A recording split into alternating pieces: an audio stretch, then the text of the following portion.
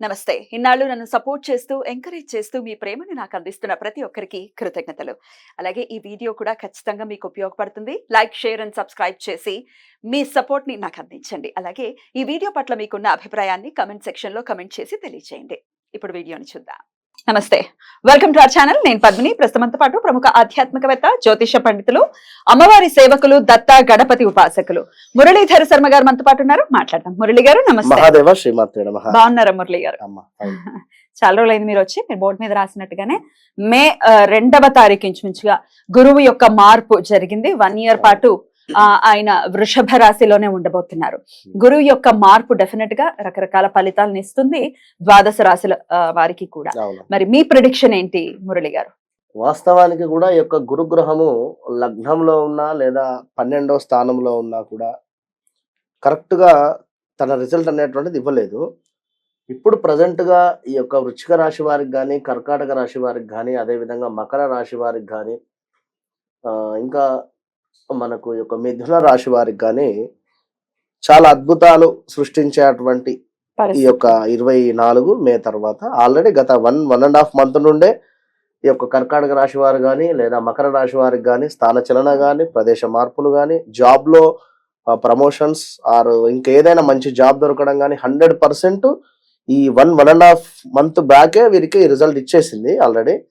ఎప్పుడైనా ఒక గ్రహం వచ్చే దానికంటే ముందే ఒక 1.5 2 మంత్స్ ముందు నుండే మనకు ఆ యొక్క నెగిటివ్ ఆర్ పాజిటివ్ అనేటువంటిది ఖచ్చితంగా కూడా కనబడుతుంది. దాని ఇంపాక్ట్ మొదలు పెట్టేస్తుంది. 100% ఉంటుంది.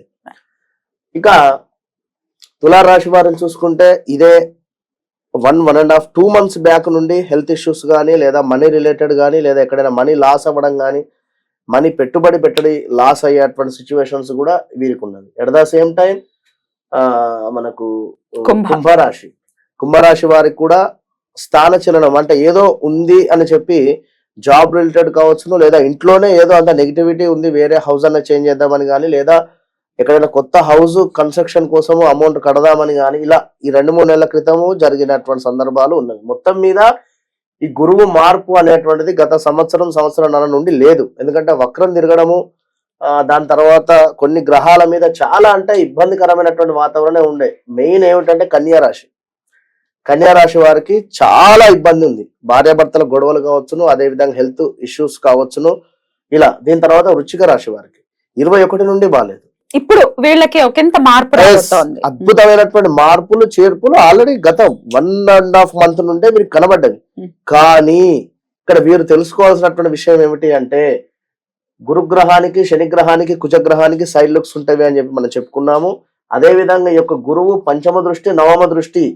నవమము అంటే మనకు అక్కడ మకరం మీద పడుతుంది, నీచం. మరి దాని వలన కలిగేటువంటి ఫలితాలు ఎట్లా ఉంటవి? ఇప్పుడు 2 దృష్టిలు బాగున్నవి, ఒక దృష్టి బాలేదు. కనుక మరి నీచబడ్డటువంటి యొక్క గురు దృష్టి వలన మనం ఎక్కడ మోసపోతున్నాము, మనకి ఎలాంటి మైనస్ వాతావరణం జరుగుతుంది అనేది మనం ఈ ఎపిసోడ్ లో తెలుసుకుందాం. అందరికి అంటే ద్వాదశ రాశులకు కూడా ఇంపాక్ట్ ఉంటుంది. ఖచ్చితంగా. రైట్. మరి చూద్దాము ద్వాదశ రాశులకి కూడా గురువు ఇచ్చేటటువంటి ఫలితాలు, అలాగే రెమెడీస్ కూడా ఖచ్చితంగా తెలియజేస్తారు. కాబట్టి పూర్తిగా వీడియోని చూడండి. అలాగే ఫస్ట్ అంతా ఏదో చెప్తున్నారు అని అనుకోవటం కరెక్ట్ కాదు. ఎందుకంటే వివరంగా ఆ చాట్ ఏంటి, గోచారం ఎలా జరుగుతోంది అనేది మనకి ఐడియా రావాలి. అది చూస్తేనే మనకి ఐడియా వస్తుంది. ఇక్కడ గురుగ్రహం ఉన్నప్పుడు మేషంలో శని యొక్క లుక్ రూపకంగా వాస్తవానికి శనికి భయపడాల్సిందే. ఇక్కడ గురుగ్రహమును బ్యాక్ నుండి పట్టేసుకున్నాడు. తన రిజల్ట్ కూడా ఏ రాశుల వారికి కూడా లాస్ట్ ఇయర్ లో ఎక్కువ లేదు, దగ్గర దాకా వచ్చి ఈ విషయాన్ని కూడా గమనించుకో. తప్పకుండా. ఇక చూద్దాం ఇప్పుడు ద్వాదశ రాశులకి ఫలితాలు. మరి మిథున రాశి వారికి గురువు ఇచ్చేటటువంటి ఫలితాలు ఏంటంటే, ఏ స్థానంలో ఉన్నారు కాబట్టి గురువు గారుగా మరి ఎట్లాంటి రిజల్ట్స్ ఇస్తారు? తప్పకుండా అమ్మ. 2021 ఎప్పుడు అడిగినా మిథున రాశి అంటే నాకు గుర్తు వచ్చేది 21, 22, 23. ఎందుకంటే వీరు ఎన్నో ఇబ్బందులు పడి ఉన్నారు. ఈ 21, 22, 23 అయితే వీరి ఎందుకంటే అష్టమ శని నడిచింది. అష్టమ శని నడవడం చేత గురువు దృష్టి కూడా సరిగా లేకుండడం చేత ఈ 2 ఇయర్స్ మాత్రము చాలా నరకం చూశారు. 2-3 ఇయర్స్ మిథున రాశి వారు ఇప్పటికీ ఇంకా సిట్రైట్ కాలే. ఇప్పుడు ఏమిటి, గురువు రావడం చేత తీర్థయాత్రలకు వెళ్ళడం కావచ్చును, లేదా దైవానికి సంబంధించినటువంటి భక్తి పెరగడం కావచ్చును, లేదా అరే ఇన్ని ఏళ్ళ నుండి బాగాలేదు, ఏమైనా మొక్కులు ఉన్నాయా, ఒకసారి ఎక్కడికైనా వెళ్ళి అడిగిద్దాం అనేటువంటి ఆలోచన కానీ, ఇలా కొన్ని చోట్ల తిరగడము, ఎక్కడైనా పలానా కులదైవానికి సంబంధించినటువంటి ఆరాధన గాని, లేదా ఏమైనా ఉన్నట్టయితే ఎక్కడైనా అడిగినా, ఎందుకంటే గత కొంతకాలంగా బాగాలేదు, మరి ఎందుకు ఇట్లా అని చెప్పి ఎక్కడైనా అడిగించినా కూడా వీరికి ఇట్లా ఈ విధమైనటువంటి సమాధానాలు రావడము, చక్కగా కూడా ఏవైనా కార్యక్రమాలు జరుపుకోవడము, దూర ప్రాంతాలకు సంబంధించినటువంటి ఇప్పుడు మనకు కేదార్నాథ్, బద్రీనాథ్ ఇవి ఓపెన్ అయ్యేటువంటి పరిస్థితి. యాత్ర. అక్కడికి ఆ యాత్రలకు వెళ్ళేటువంటి పరిస్థితి ఉమ్. జనరల్‌గా ఇట్లాంటి ఆలోచనలు రావడము ఉమ్. ఈ మిథున రాశి వారికి ఉంటుంది. మరి 12వ స్థానంలో ఉంటే ఏమిటి? వీరికి కూడా స్థాన చలనము, పదవి హీనత, ఉమ్. స్త్రీ మూలకంగా ఇబ్బందులైతే ఉన్నవి. ఉమ్. జాగ్రత్తగా ఉండండి మన మిథున రాశి వారు ఖచ్చితంగా కూడా. ఇంకా చూసుకున్నట్టయితే మన వీరికి 4వ స్థానంలో ఈ యొక్క గురు దృష్టి ఉన్నది. 4వ స్థానంలో ఆల్రెడీ కేతు గ్రహం ఉన్నది.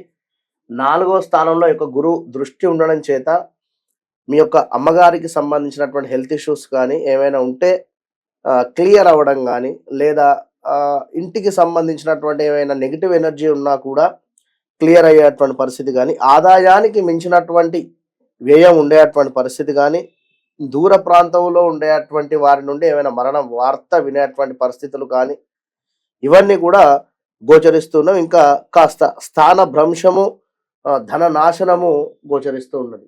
ఇది గురువు యొక్క 4వ స్థానం మీద దృష్టి ఉండడం చేత మిథున రాశి వారికి.